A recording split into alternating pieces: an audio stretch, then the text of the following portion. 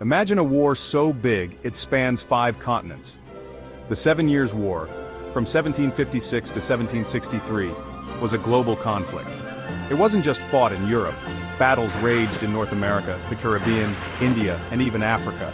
This war reshaped the world. It changed who had power and who didn't. It's a story of empires clashing, and its impact is still felt today. The 7 Years' War was a struggle for global dominance. European powers fought for control of trade routes and colonies. They wanted wealth and influence. This wasn't just about Europe, it was about the entire world. Understanding this war is crucial. It helps us see how the world we live in today came to be. Why did the 7 Years' War start? It all boils down to power and resources. In Europe, Britain and France were rivals. They competed for colonies and trade. In North America, tensions were high. Both countries wanted control of the Ohio River Valley. This area was rich in resources and important for trade. The spark that ignited the war came in North America. In 1754, a young George Washington leading colonial forces clashed with the French. This event, known as the Battle of Jumonville Glen, escalated tensions.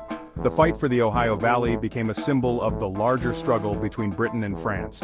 It was a fight for control, for land, and, ultimately, for global power. The 7 Years' War was a series of battles across the globe, involving many of the great powers of the time. It was a conflict that spanned continents, affecting Europe, North America, Central America, the West African coast, India, and the Philippines. In North America, the conflict is often called the French and Indian War. This name reflects the two main adversaries, the British and their American colonists on one side, and the French and their Native American allies on the other. Native American tribes played a crucial role, allying with both sides based on their own interests and strategic advantages. Their involvement added a complex layer to the conflict, as they sought to protect their lands and way of life. The British, with their American colonists, fought against the French and their Native American allies. This alliance system created a dynamic and often unpredictable battlefield, with shifting loyalties and strategies. Key battles included the Siege of Louisbourg in 1758 and the Battle of Quebec in 1759. These battles were significant turning points in the war, weakening French control over their North American territories and paving the way for British dominance. One of the most important strategies employed during the war was the use of naval power. Control of the seas allowed for the movement of troops, the blockade of enemy ports, and the disruption of supply lines. Britain had a particularly strong navy, which they used to great effect throughout the conflict. Their naval superiority was a key factor in their eventual victory. They used their naval power to blockade French ports, effectively cutting off supplies and reinforcements. This strategy was crucial in weakening the French war effort. The blockade cut off essential supplies and troops to French colonies, leaving them vulnerable and unable to sustain prolonged military campaigns. The British also used their navy to transport troops and supplies to their own forces, ensuring they were well equipped and able to maintain their fighting strength. This logistical advantage gave the British a significant edge in the war, allowing them to sustain their military efforts and ultimately secure victory.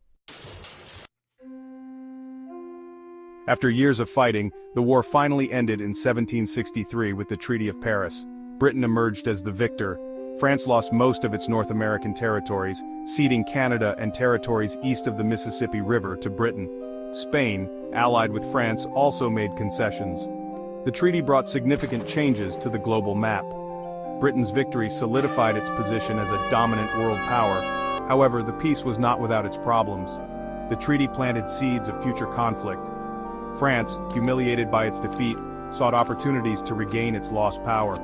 The stage was set for future clashes, including France's support for the American colonists in their upcoming revolution against British rule. Section 5: The Price of Empire, Financial Fallout, and the Seeds of Revolution.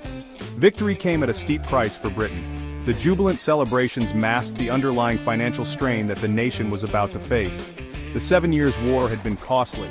The vast expenses of maintaining armies, supplying troops, and waging battles across continents had drained the British treasury.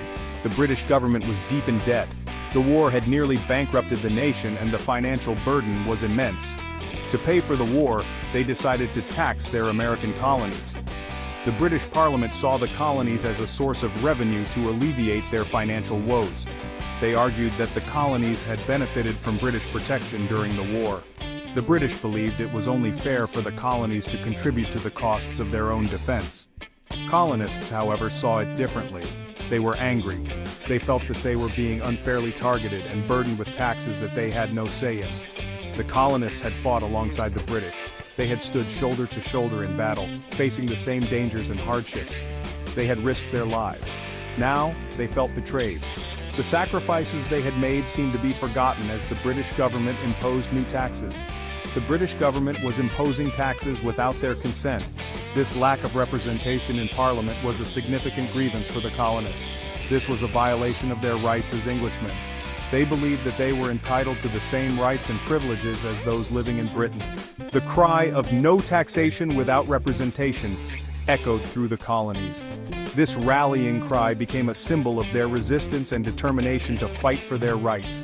The stage was set for a new revolution, fueled by the financial burdens of the 7 Years' War. The seeds of discontent had been sown, and the American colonies were on the path to seeking independence. Section 6. Echoes of the Past. The 7 Years' War and the American Revolution. The 7 Years' War and the American Revolution are closely connected. The war's financial burden pushed Britain to tax its colonies, sparking outrage and rebellion. However, the connections run deeper than just taxes. The war had changed the relationship between Britain and its colonies. During the war, colonists had gained military experience fighting alongside the British. They had also witnessed firsthand the strengths and weaknesses of the British Army. This experience proved invaluable during the Revolution. Additionally, the war had fostered a sense of unity and identity among the colonies. They had fought together, bled together, and now they were ready to stand together against what they saw as British tyranny. Section 7. Lessons from History, Strategic Thinking, and the Long Game. The 7 Years' War offers valuable lessons about strategic thinking and its long-term consequences.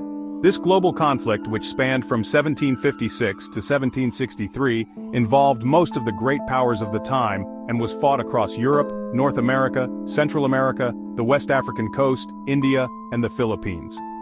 Britain's victory was not just about military might. It was a complex interplay of various strategic elements that led to their success. It was about naval dominance, alliances, and understanding the global chessboard. The British Navy played a crucial role in blockading French ports and cutting off their supplies, which weakened the French war effort significantly. They recognized the importance of sea power in controlling trade routes and projecting force across vast distances. This allowed them to disrupt enemy logistics and maintain their own supply lines. This strategic foresight contributed significantly to their eventual triumph. The ability to foresee and plan for future scenarios gave them a decisive edge over their adversaries. However, their short-sightedness in dealing with the colonies after the war proved costly. The British government failed to recognize the growing desire for autonomy and self-governance among the American colonists. The decision to impose taxes without representation demonstrated a lack of foresight. This policy, intended to recoup war expenses, instead sowed seeds of discontent and rebellion. They failed to anticipate the colonists' reaction and the potential consequences of their actions. The widespread protests and eventual armed resistance caught the British by surprise. This ultimately led to the loss of their prized American colonies. The American Revolution was a direct result of the British miscalculations and their inability to adapt to the changing political landscape. The 7 Years' War reminds us that strategic thinking involves not just winning the war, but also securing the peace and understanding the long-term implications of decisions. It teaches us that true victory lies in the ability to foresee and navigate the complexities of both war and peace, ensuring stability and prosperity for the future. Section 8. The World Today, Global Interconnection and the Importance of Choice. Today's world is more interconnected than ever. Just like in the 18th century, decisions made by one nation can have ripple effects across the globe. The rise of globalization, technological advancements, and instant communication have made the world a smaller, more intertwined place. Actions taken in one part of the world can have immediate and far-reaching consequences elsewhere. In this complex and interconnected world, understanding history is crucial. The 7 Years' War teaches us that decisions have consequences, both intended and unintended. It highlights the importance of diplomacy, cooperation, and strategic thinking in navigating a world with diverse interests and potential for conflict.